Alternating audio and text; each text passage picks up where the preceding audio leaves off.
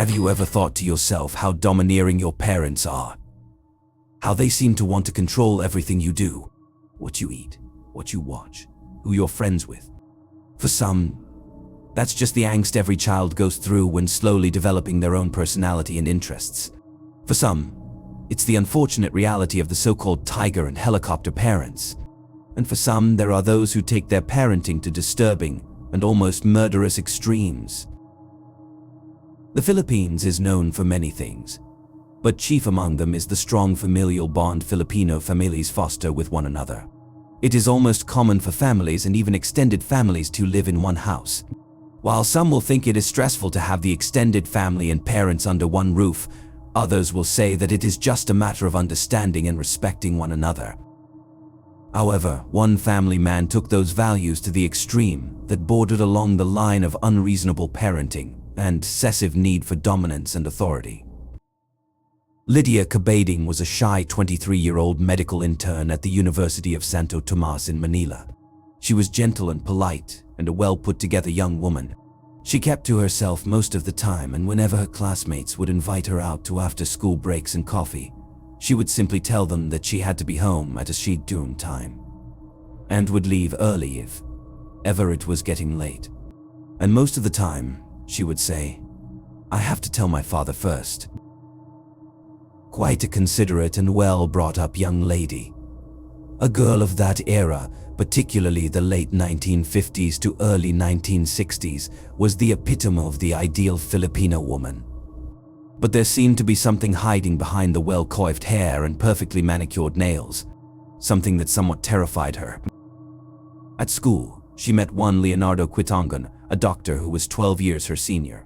There was an instant attraction between the two and the pair started dating. Leonard would take Lydia out to college basketball games, to the local cinema for movies, and on occasion, he would take her to his house in Santa Mesa and introduce her to his family. Suffice to say, the Quitingons adored Lydia and readily welcomed her as though she were part of the family. But they noticed that Lydia rarely spoke about her family or any fond memories of them, except when she needed to tell her father of her whereabouts and if she was going to be late and who she was with. Quite considerate of her, really, to tell her father of her whereabouts. But as a 23-year-old woman, and practically a legal adult, Leonardo would often wonder why she had to constantly inform her father of what she was doing, where she was going, who she was with, and what time she would be done.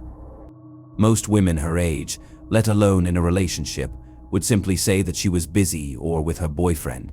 So, why would his girlfriend tell her father of what she was doing? "You have to understand, son," Leonardo's father would say. "Parents are protective of their children. Lydia is their only daughter." His mother would add, "Parents tend to be extra protective of girls." "But don't you think it's odd that she doesn't talk about them?" Leonardo would ask. "Don't you think it's strange that her father constantly wants to know where she is? Don't you think it's too much?" Lydia's parents, Pablo and Asuncion Cabading, were your typical Filipino couple. Pablo was the provider and overall head of the family, while Asuncion was the quintessential housewife and homemaker, a role that was expected of Filipino women of her time. They lived in a street in Makati called Zapote Street, in a house that was the current style of the time, a split-level house where the second-floor bedroom doors were visible from the living room via a balcony stairway. It was filled with well-made furniture pieces and decor that spoke volumes of the family's high standing in Manila society. This was owing to the fact that Pablo Cabading had been a police officer at the Manila Police Department before retiring and had very powerful connections with senators and local politicians. But there was more to Pablo Cabading than just being a retired police officer. He was a high-strung family man who seemed to revel in the fact that he exerted absolute authority over everything in his family, from the time they would get up to their curfew, and some would say this extended to his 2 house helpers, the boy they fostered, and even his 2 dogs. I guess it would be safe to say that once a police officer, always a police officer. He was particularly high-strung with his only daughter, that he would often say no man was good enough for her, and any man who attempted to court her would be met with dire consequences. In fact, Pablo would drive Lydia to school every morning and pick her up once school was let out. He would often react violently when men would accidentally touch Lydia, and more often than not, he would threaten to arrest them on the spot for public lasciviousness. A bit too much, wouldn't you say? But that didn't frighten Leonardo, who was determined to court Lydia and get her father's approval.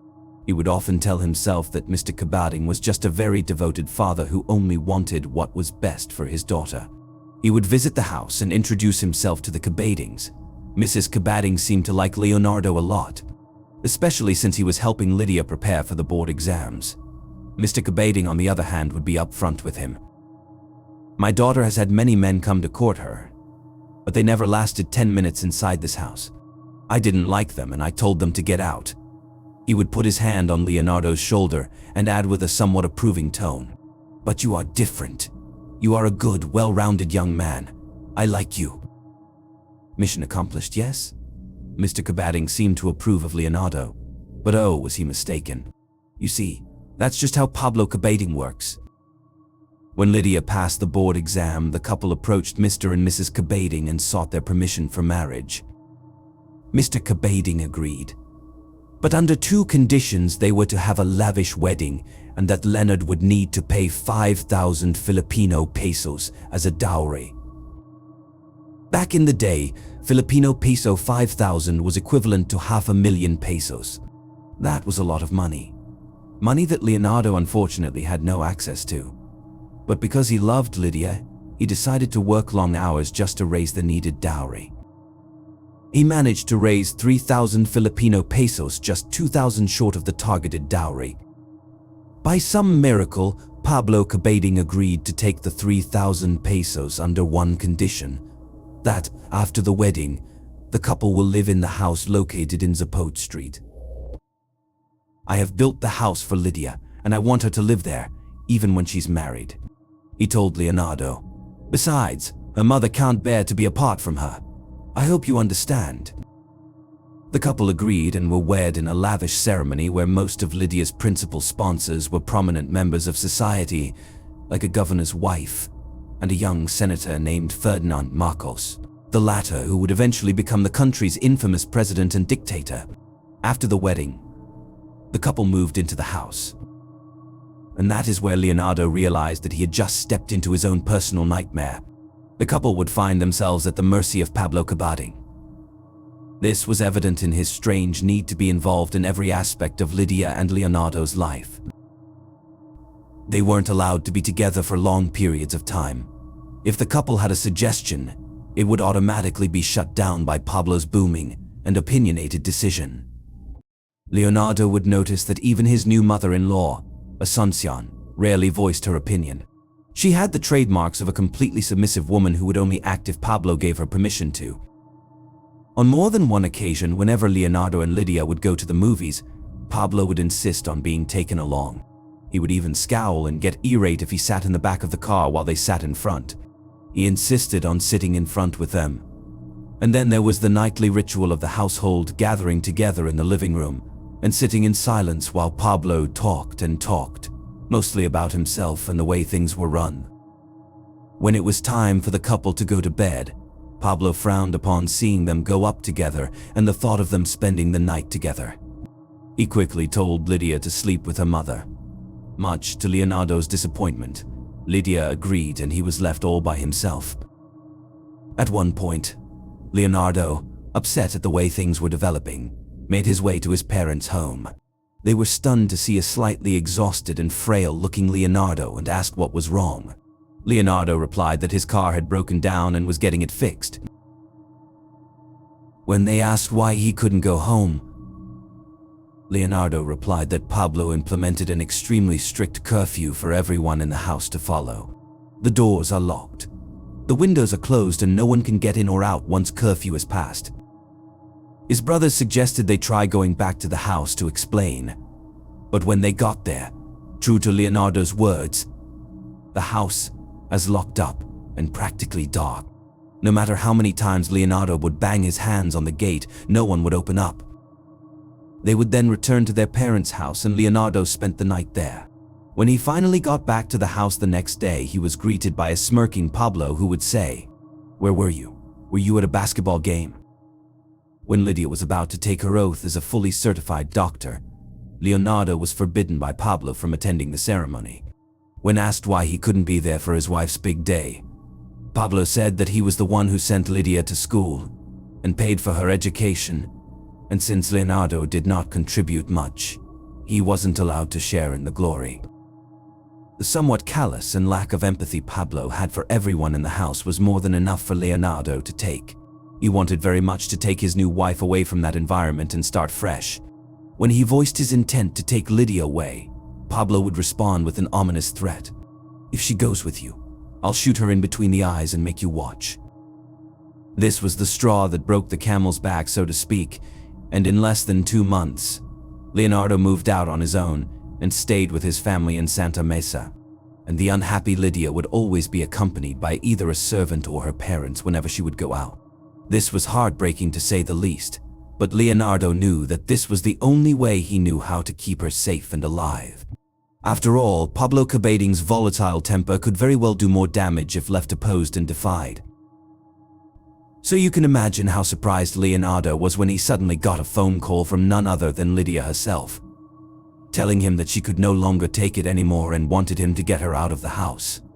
Lydia instructed Leonardo to meet her at a certain point where she would wait along with her foster brother. Once they met up, they immediately sped off towards Cavite, where his family owned a small house. Leonardo then called up his brothers and told them what had just happened, and begged them to look out for one another, and to keep his mother and father safe. "Safe from what?" they would ask him. "Pablo," he replied. "He will most certainly go to the house and cause trouble. Just keep them safe." And true to Leonardo's prediction, the very next day, the Cabadings arrived via taxi at the Santa Mesa house and demanded the Quitanguns return Lydia to them. When the brothers came out to calm them and inform them that Lydia wasn't at the house, Pablo Cabading took out a submachine gun from the taxi and pointed it directly at the brothers' heads, repeating the same demand with the threat of getting shot. Pablo was already making a scene, so the brothers begged him that there was no need to go to that. Pablo gave in, allowing the Quitanguns till noon the following day to get Lydia back. He warned them that they would have to call the police for protection otherwise. Leonardo and Lydia made the decision to return to the house after learning this. Lydia, however, was adamant about confronting her father and letting him know that she could no longer remain there. Pablo Cabading, who reportedly realized his mistakes, welcomed them to the house with a smile, and even mentioned that he and Mrs. Cabading intended to move out, so that the couple would have the house to themselves. "Maybe he finally saw reason," Leonardo said. "No," Lydia said fearfully. "You don't know what goes on in his mind." "But I do." Regardless, the couple made their way back, and after voicing their concerns, they were surprised to see Pablo somewhat agree to what they wanted. You would think that this would be the end of a harrowing ordeal for a married couple, that they would finally have a well-deserved happy ending. What happens next has gone down in infamy as one of the worst true crime cases in the Philippines. A day after Pablo seemingly agreed to let Lydia and Leonardo go about their daily lives, Lydia received a phone call from Pablo saying that her mother was not eating much and was constantly calling for her daughter. He asked her to visit the house and Lydia agreed. Additionally, while being there, she thought she could slowly pack some of her things from her parents' house and take them to the new apartment she and Leonardo were staying. So she went back to the house accompanied by Leonardo's brothers. When they arrived at the house, the brothers were quick to note that Mrs. Cabading did not show any signs that she is sick and was simply lying down in bed. Lydia then went straight to her room and began to look through the things she would take. As if on cue, her mother would get up and go to the room as well. An hour later, the brothers would hear arguing upstairs, during which time Mr. Cabading would go up towards the room to see what the commotion was all about. Minutes later, Lydia emerged, looking dazed and stoic. She would tell the brothers that she needed to stay here and concentrate on packing her things, and that she would ask Leonardo to get her. What suddenly made her decide to stay a little longer than planned? And why tell the brothers to tell Leonardo to get her at a later time? Could this sudden decision be the result of when Pablo came up the stairs to talk to Lydia? Either way, when Leonardo heard of this, he decided to go back to the house and get Lydia out for good. "Don't force Lydia to go with you," his brother would say. "If she doesn't want to leave, then just leave. Do not, under any circumstances, be persuaded to stay." That was the very last time the brothers would see Leonardo alive. On that fateful night, one of Leonardo's brothers had gone back to the house to see what was happening when he heard 4 gunshots sound. He then called the rest of the brother to call the police while he decided to go in and see what happened. Upon entering the house, he saw that the door leading to one of the bedrooms was open. He made his way up and came upon a most grisly scene. Sprawled on the floor of the bedroom were the bloodied, lifeless bodies of Lydia and Leonardo. A few inches away lay Mrs. Cabading with 8 gunshot wounds on her person, but miraculously still alive. And finally, just a few feet away was the lifeless body of Pablo Cabading, a revolver firmly clutched in his right hand and a gunshot wound in his head. According to Mrs. Cabading's testimony, Pablo had suddenly gone up the stairs where the couple was and, without warning, proceeded to shoot Leonardo first. Lydia had jumped in front of Leonardo to protect him, but by doing so, she was on the receiving end of the gunshots. Mrs. Cabading finally let out a scream and tried to protect her daughter. But even she was not spared her husband's onslaught, and when he was certain they were all dead, he turned the gun on himself and shot himself in the head. Even in the manner of his death, Pablo Cabading still had complete control of everything. The gruesome massacre made headlines in the early 1960s. So much so that a national artist immortalized the case into a story, and in the early 1980s, it was adapted into a film, which to this day is considered a masterpiece in Philippine cinema. But if we are to reflect on this case, it leaves so many unanswered questions. Why did Pablo Cabading kill his family?